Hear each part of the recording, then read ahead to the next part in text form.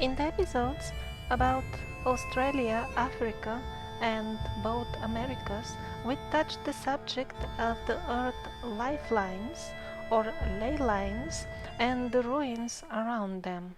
We have a clearly visible system of uniform design all over the planet that consists of lines, water dams, impressive water canals, water holes, what appears to be building foundations or remains of some sort of buildings, and agricultural fields with irrigational systems. I call this all collectively with the name ruins of old Earth. It seems to gracefully continue underwater as well. It has been designed to sustain at least many millions of people. Ideally, before watching this episode of the Survivor series, one would watch all the documentaries of Gary Schoening. Although they are quite lengthy, they're well worth watching, so that one starts apprehending the enormous number of these ruins and their identical designs across continents. They are same everywhere.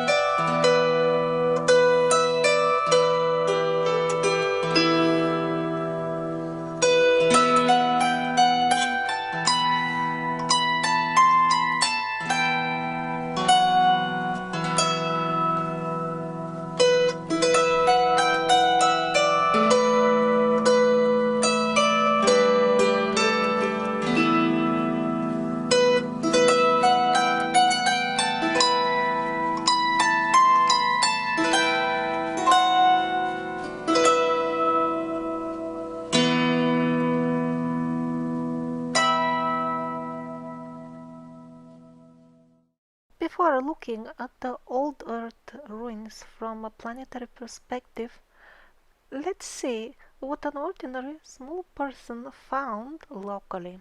Alexei Artemiev heard somebody talking about ancient mysteries and some strange straight lines, grid of lines all over the forest of Siberia, and he thought to himself, well, this is very odd because I spend a lot of time in the forest and I've never seen any of these straight lines. Oh, well, yes, they are lines, but everybody knows that those are made by the forestry department to mark the various plots, areas of forest and to keep track of them. But then he thought, there is no harm double checking anything.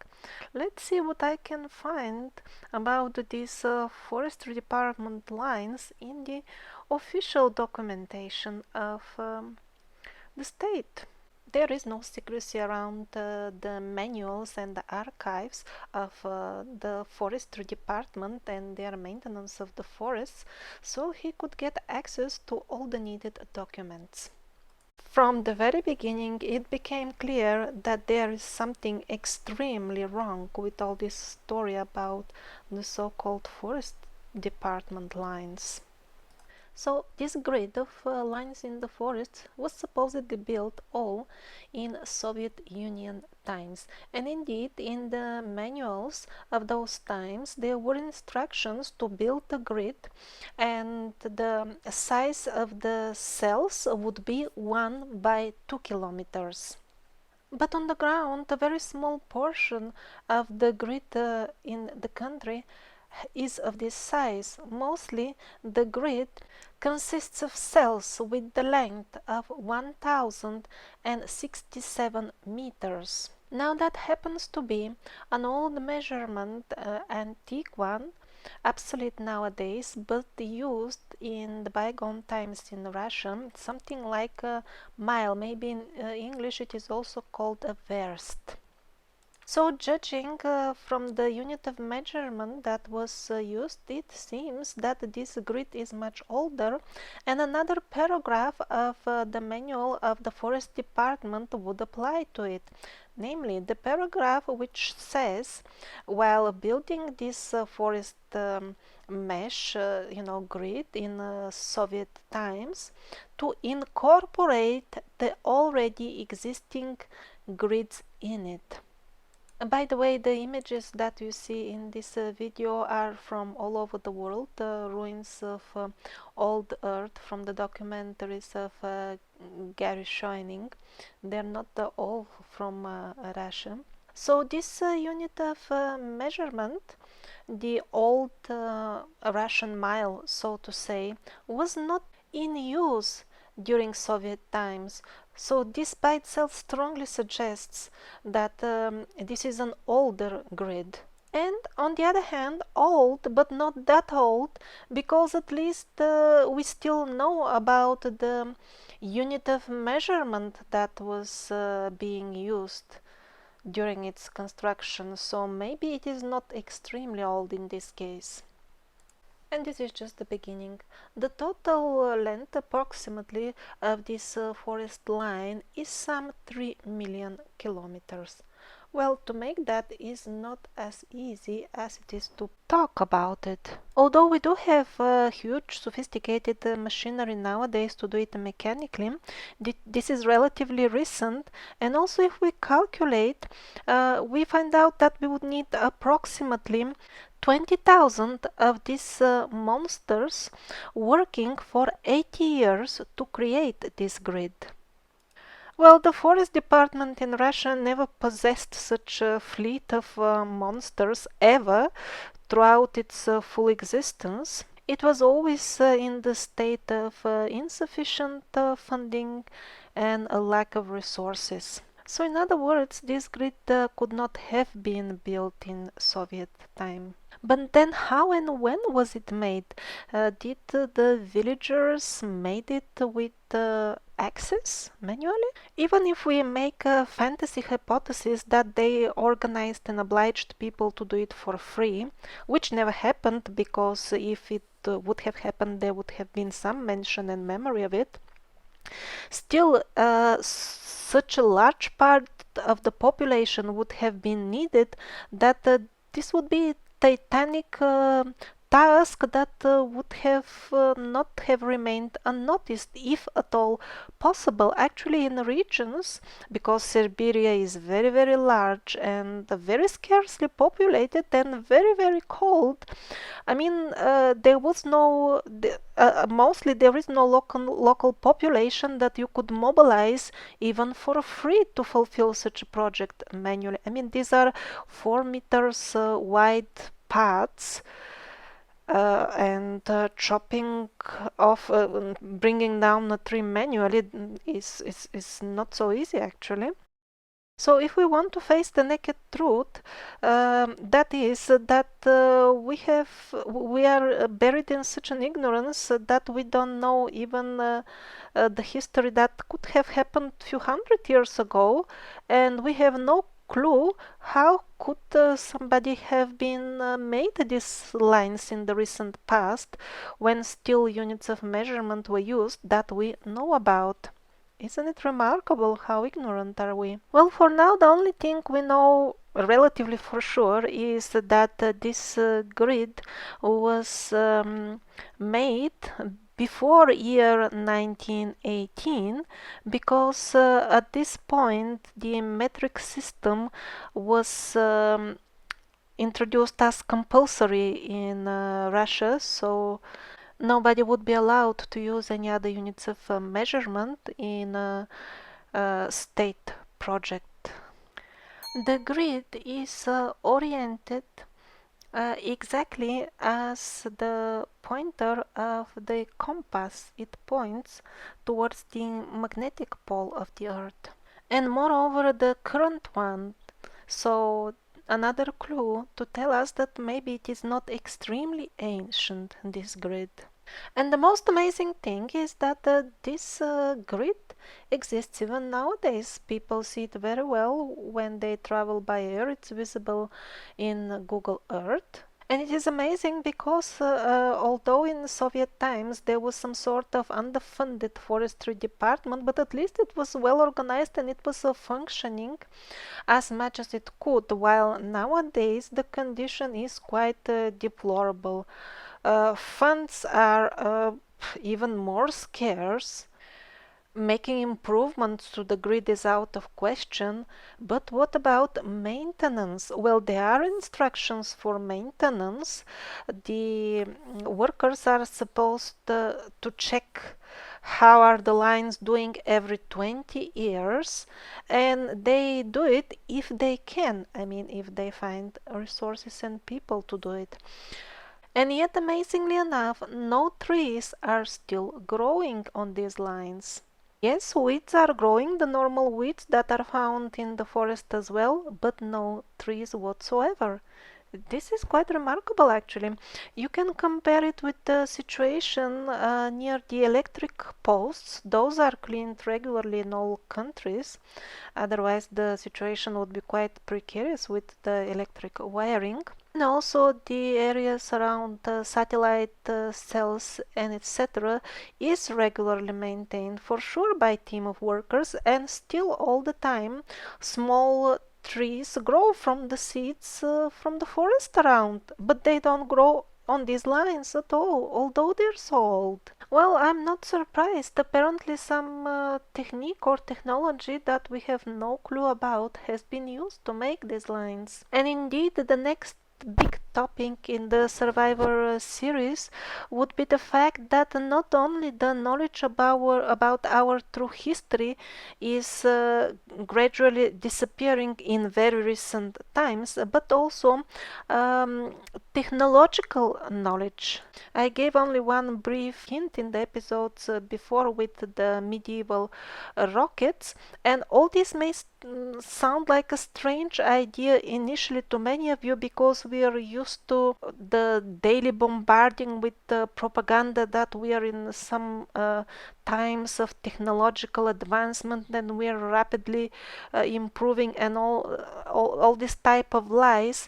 No, this is not the fact. We are improving only in certain areas and rapidly forgetting more important ones. I think the next episode will be on the St. Peter's megaliths, and over there we'll see plenty of proof that not in some 20,000 or 12,000 years ago they were unknown to us technology, but just a few hundred years ago, and the proofs are right in front of us. Let's get back to the forest grid. We have no idea when it was made exactly or how. And for unknown reason, trees simply refuse to grow there. Although currently in Russia they not don't even have resources to organize somebody visiting these lines every 20 years. What to speak of removing, for example, the fallen trees. And in this situation, it's obviously ridiculous to think that somebody is going there and regularly maintaining and uprooting small shoots of trees or anything like that. And so it turns out that the lines of the Soviet Forest Department has nothing to do with any forest department actually at all, because they continue even in the areas where there is no forest. They seem to continue even underwater. This raises really many more questions. For how long?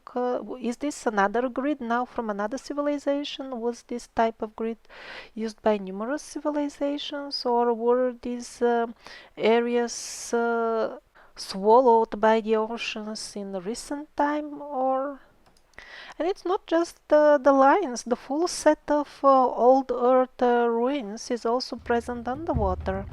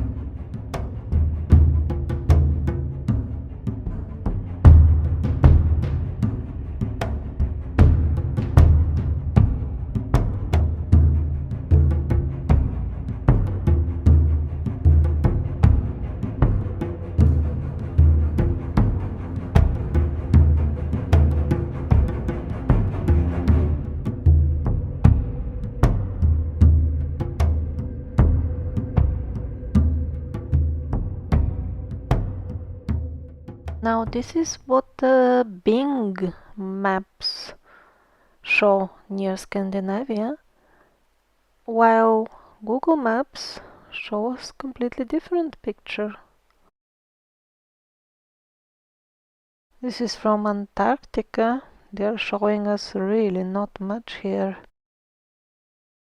And again, those dots near the island of Sakhalin, well, there are rumors that these were actually pyramids and they continued on the shore as well and were demolished by the military in the not so far away past. Interesting also, what could have left these marks on the bottom of the oceans? This is what leaves such marks nowadays. But God knows, so what was leaving such marks in the past? Maybe some of these animals. And these items are from various museums of Latin and South America.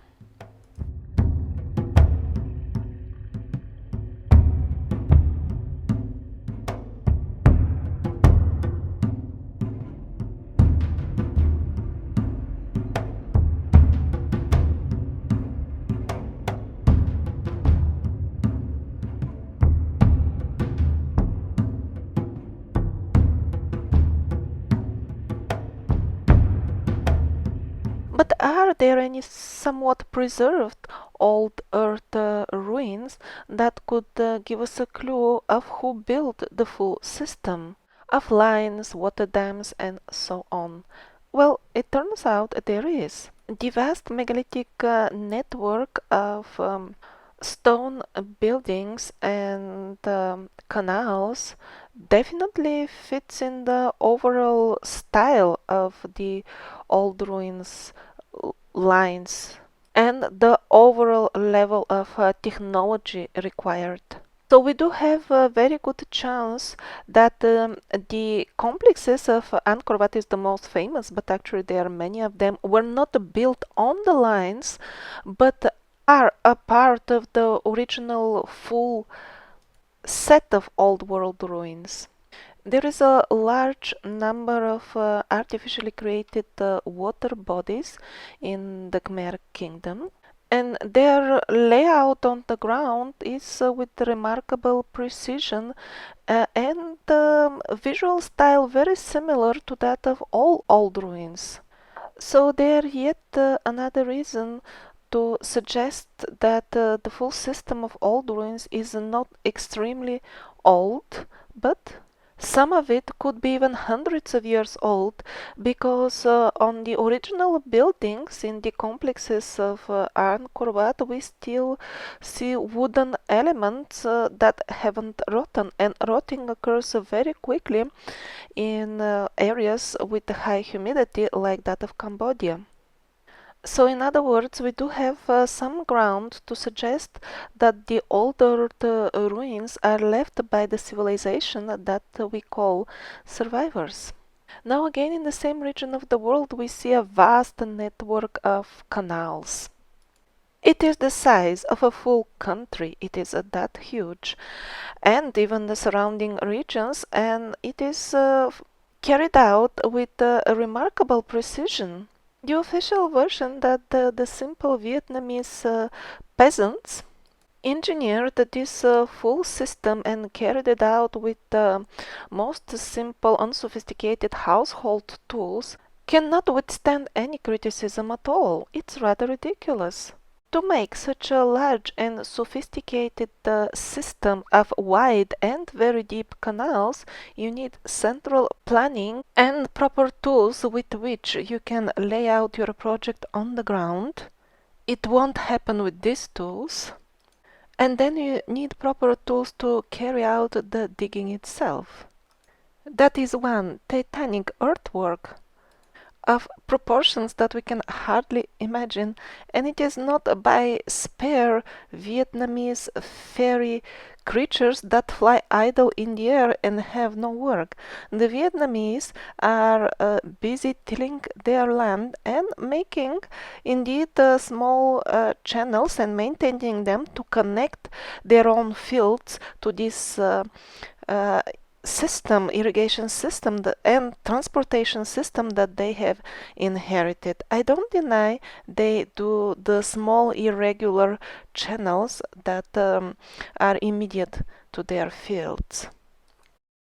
The old earth ruins include many thousands of water dams, all of an uniform design and shape, and scattered on all continents. Another thing that they have in common is that they were on rivers that no longer exist. And yet they are so well preserved. Not much signs of erosion. After all, these are earthworks. So if they were really, really ancient, they would be in very poor shape. But they're not. Or at least too many of them are well preserved. I see this as a very strong evidence pointing to the fact that in the not so far away past, the face of our planet was quite different, much more favorable and pleasant for human habitation, with rivers and lush vegetation all over, and the deserts appeared relatively recently, or at least many of them. This seriously questions full branches of so-called sciences. But should we rather believe our eyes or certain hypotheses, no matter by how many penguins are they endorsed? If you have some more sensible explanation for the thousands of water dams found all over the deserts of our planet, or indeed any explanation of all, please do contact me. I would like if I'm to know if I'm missing out something important. The old earth ruins include what looks to our standards something like airports. Indeed, we do use some of them till date as airports. The best example being the airport in Gambia. Asphalted roads were a rare sight in the country when they finally made the repair of this old stripe, whatever it is. They had something like 5 traffic lights at the time they built it. They are that advanced over there, but they have an airport.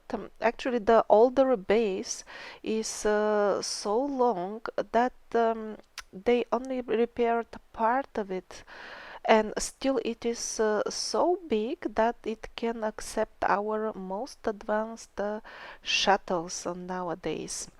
It is one of the uh, best airports for this in the entire world.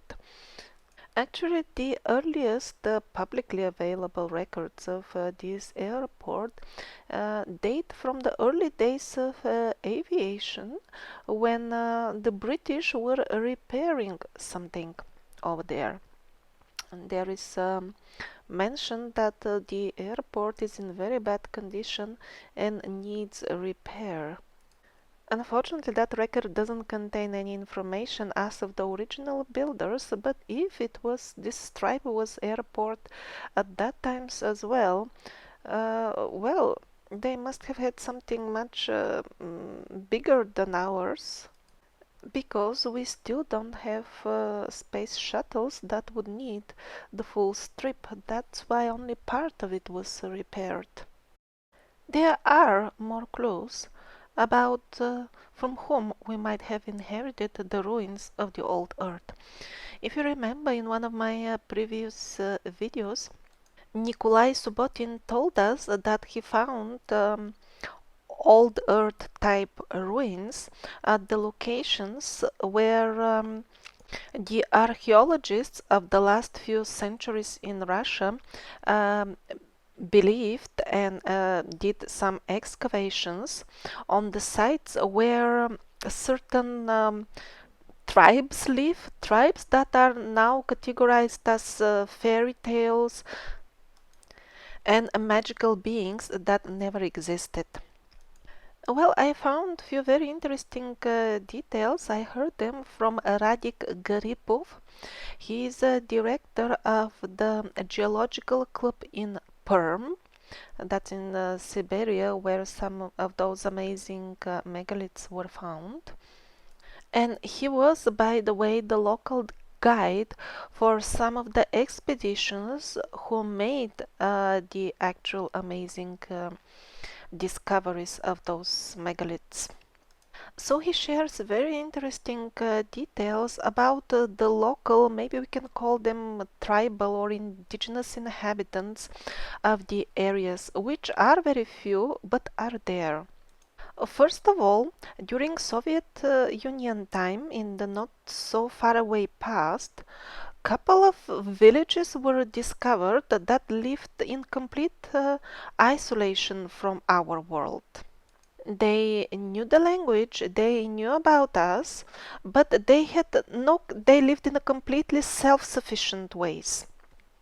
They had no passports or any other sign that they're a citizen of anything, and for some strange reason, they felt no need to maintain connections with the villages that are, well, few kilometers away in some cases, or even let's say even few hundred kilometers away. That is rather unnatural behavior.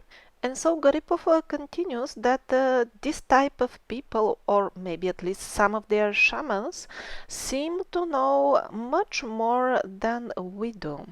For example, in very rare occasion, hunters or curious people like ourselves do venture in those areas by foot. It is extremely rare because it's cold, inhospitable, and there is no infrastructure at all. But once such a curious hunter or traveler was warned by these local people not to go in a certain area on a certain day. They just told him, don't go there at this time, go at some other time. He did not listen and he went. Nothing was happening in the beginning, but then all of a sudden a terrific sound started coming from the ground, and the ground started pulsating. It was not an earthquake tremor, it was really a pulse, a very strong one. The scared man ran back for his life, but in other instances people did not listen to the locals and paid with their lives, like a famous group of young enthusiastic researchers who were also warned, do not go there. And yet they went exactly at the time and place where they were told not to go. And after that, they were found dead, and they died in a very tragic and dramatic way.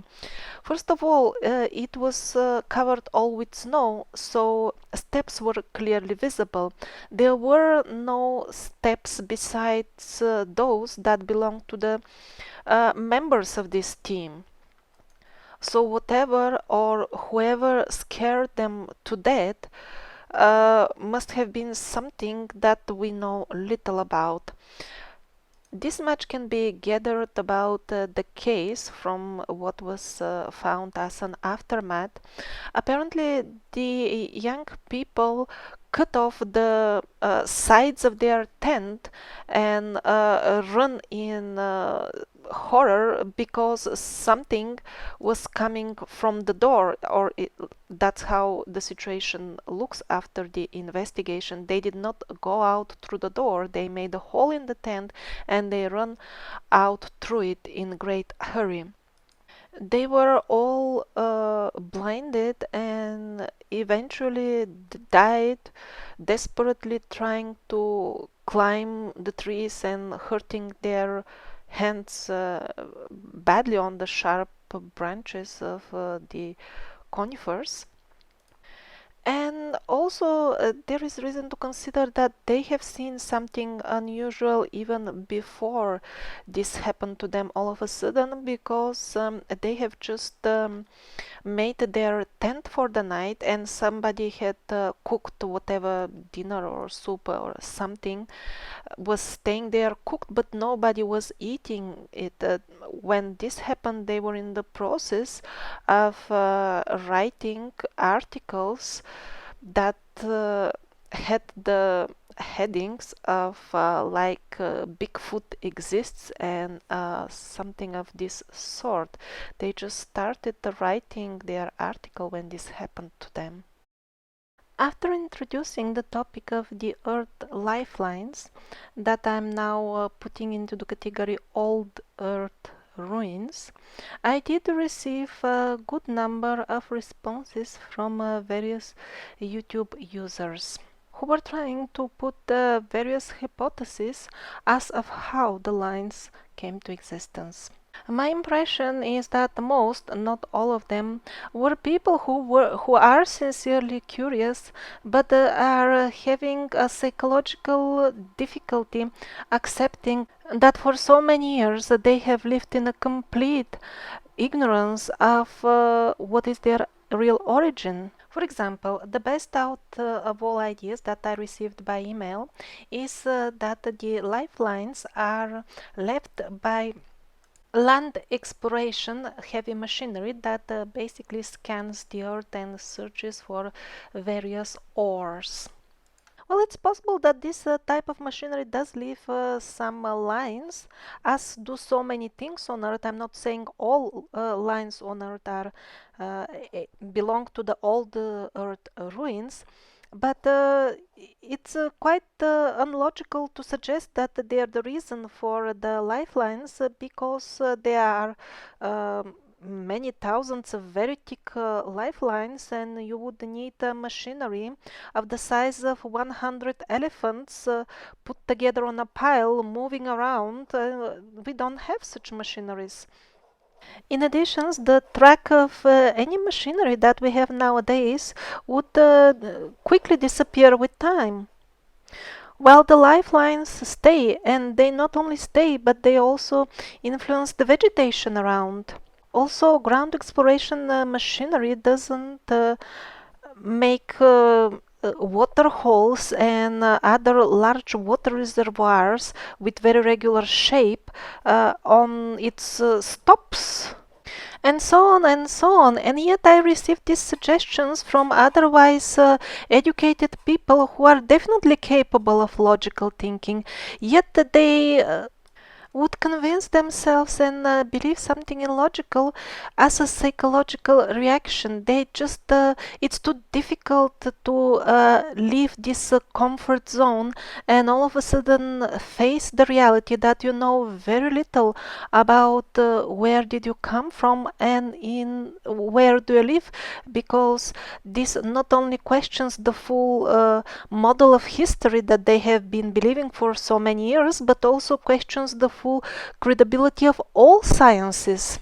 because people tend to believe in scientific things and trust the authority of the same academia that has been presenting to us the so-called official science.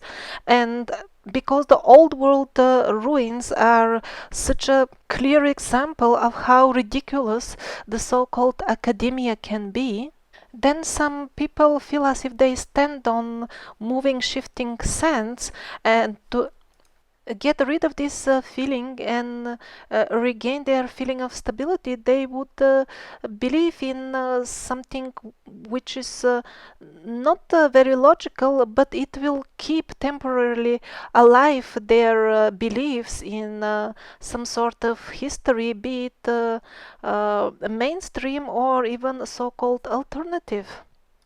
But there is another much more fun way to deal with this situation, and instead of burying one's head like an ostrich, one can take it in this way. Wow, so it is really so exciting. We can finally find out where did we come from by finding out the true history.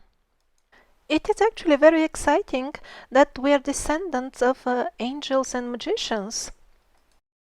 Now on the next video footage we'll see how the old Earth ruins look from an airplane, because yes, online programs like Google Earth and Bing Maps also give us an idea, but let's not forget that they are heavily filtered and are being continuously filtered, and images that are uncomfortable for mainstream history are being all the time removed.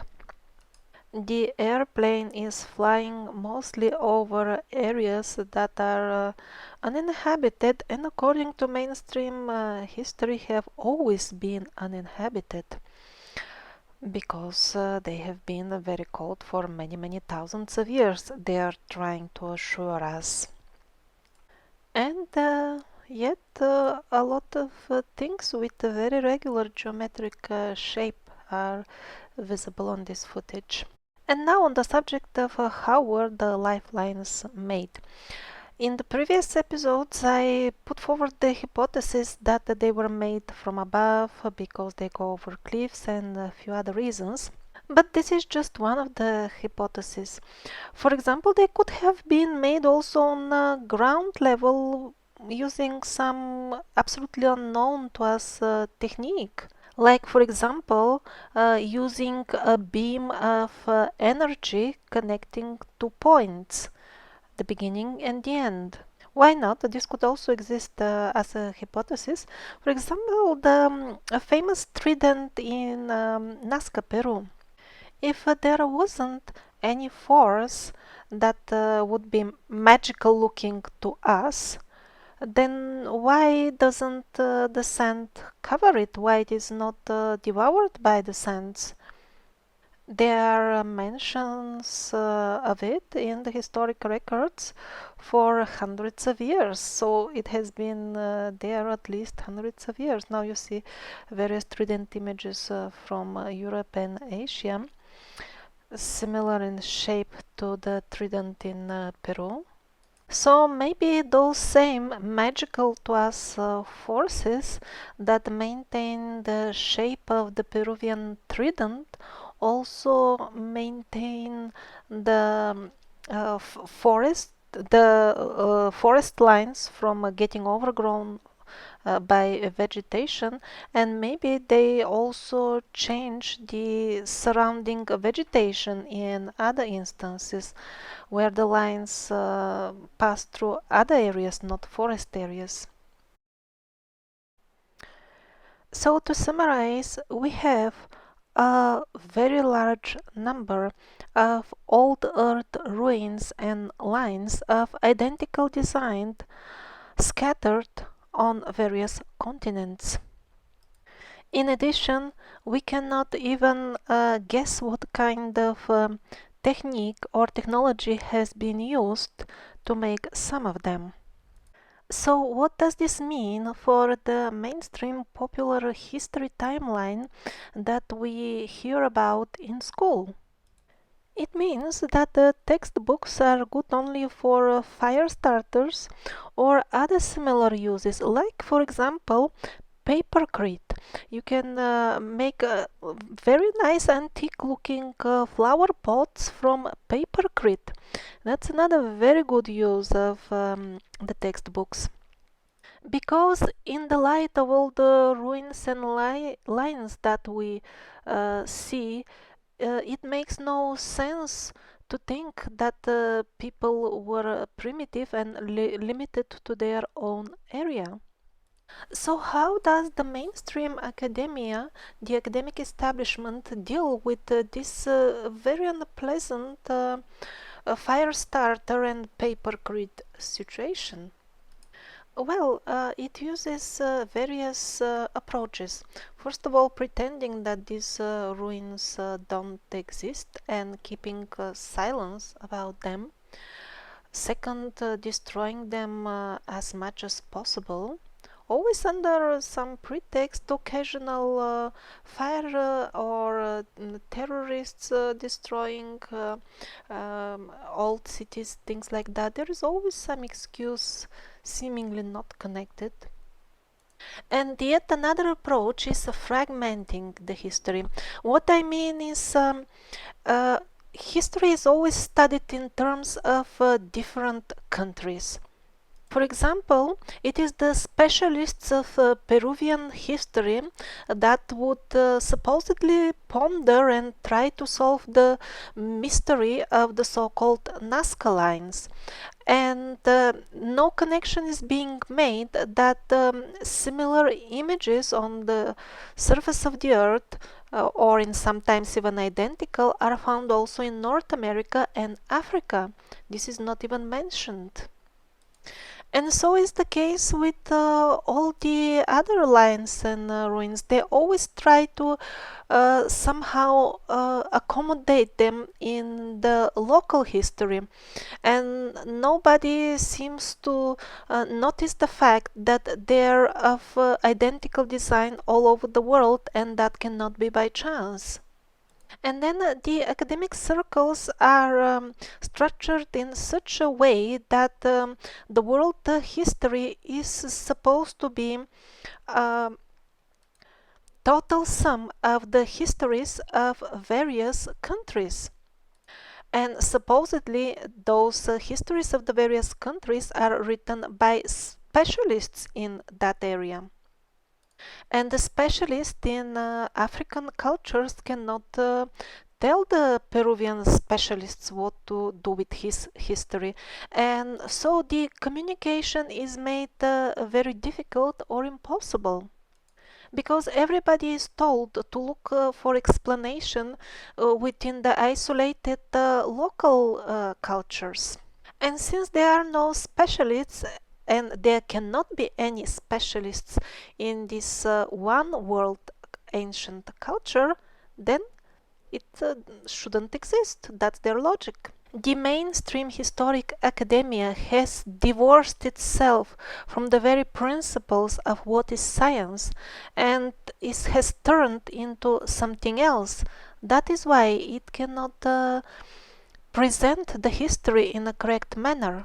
The researchers in those academic circles are only allowed to research within the given historic model. They are not allowed to get outside of it, and their results will be usually wrong because the model itself is wrong.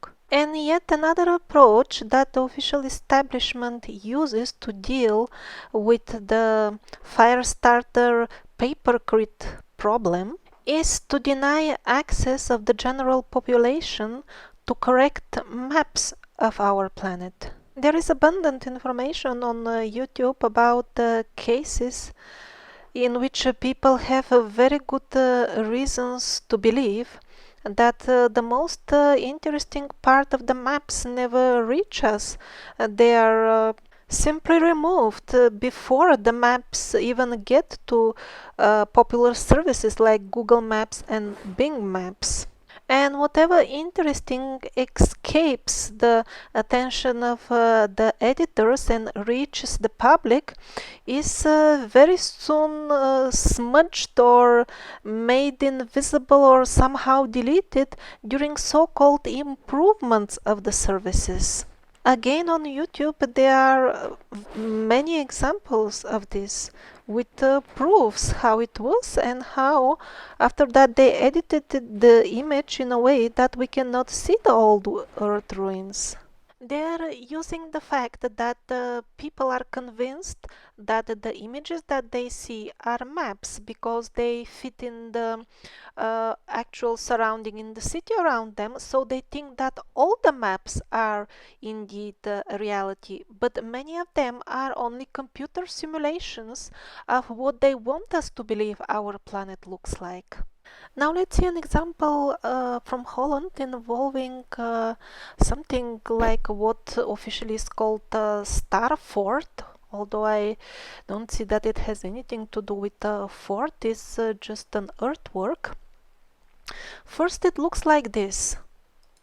Clean field, but some smudging is there where the actual Star Fort is, or I don't know even if it is, or there is nothing at all. Maybe the residents of this village will tell me. And then on the next image, after supposedly taken after 1 or 2 years, a star fort appears. Well, if there was some sort of, let's say, historical research or digging out, there would have been science. It would be on a different level now. And how can you unearth it if it is itself an Earth form? I really doubt that they have been doing some digging over there. And the initial images themselves look as if they have been blurred using some sort of smudging online tool, very poorly done job. Maybe their project is underfunded, so they cannot hire quality you know designers to do it. And another example again from that region of Belgium and Holland. First of all, something smudged, and then all of a sudden, this old earth ruin style appears. Again, without any sign of archaeological style work being done around it. And another example again from the same area, Ardenburg. First of all, something smudged.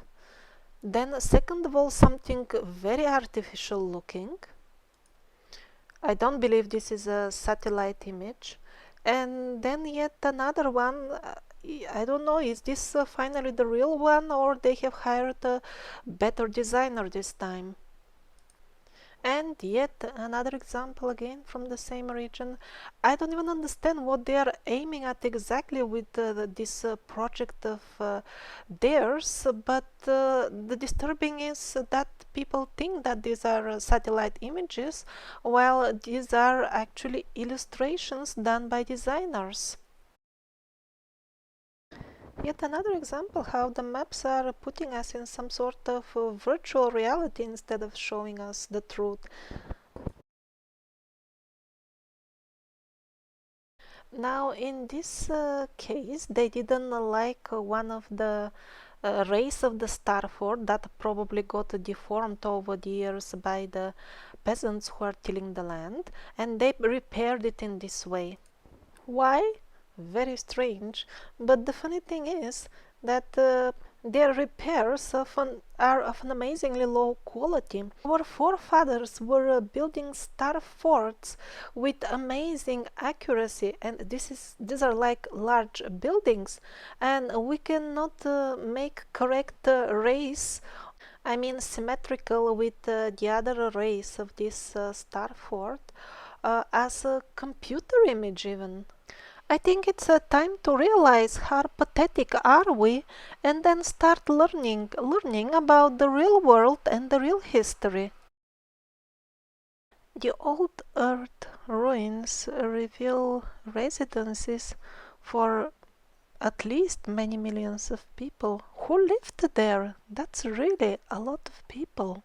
And what happened to them? How did they disappear?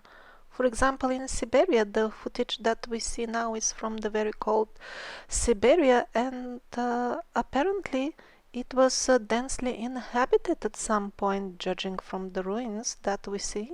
So what, millions can disappear just like that, with no trace? Yes, they can, and in 2 or 3 episodes we'll see what probably happened to all these people. And who were they? They were our real forefathers who inhabited the earth in the company of other races and species that now we call magical fairies, elves, and so on. All we get now is maybe some distant reflection of the beauty of that earth, of that civilization, in some traditional costumes, for example.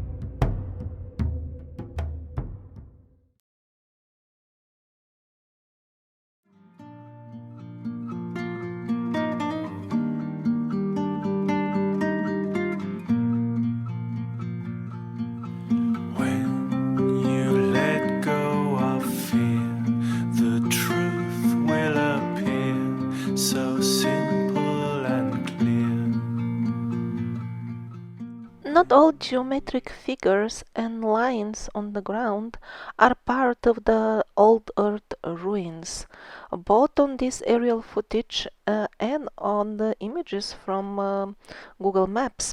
Although these Siberian regions that you see now are very scarcely inhabited, still there are some modern structures on them, and here is how to distinguish between the two. This is a modern road, a highway. It's not straight, it follows the curves of the landscape. And the quality stuff, the irregular lines that do not follow the landscape, are the old ones. The truth will appear so simple and clear. There's a feeling inside, so deep and so wide, so open and free. When love is revealed, all beings are healed, so naturally. When you let go of fear, the truth will appear, so simple and clear. When you let go of fear, the truth will appear, so simple and clear.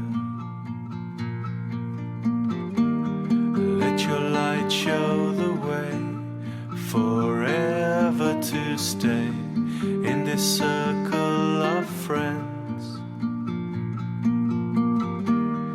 Let your heart be a guide to lead you inside where love never ends. When you let go of fear, the truth will appear, so simple and clear. When you let go of fear, the truth will appear, so simple and clear. And when love overflows, you can only let go and be swept out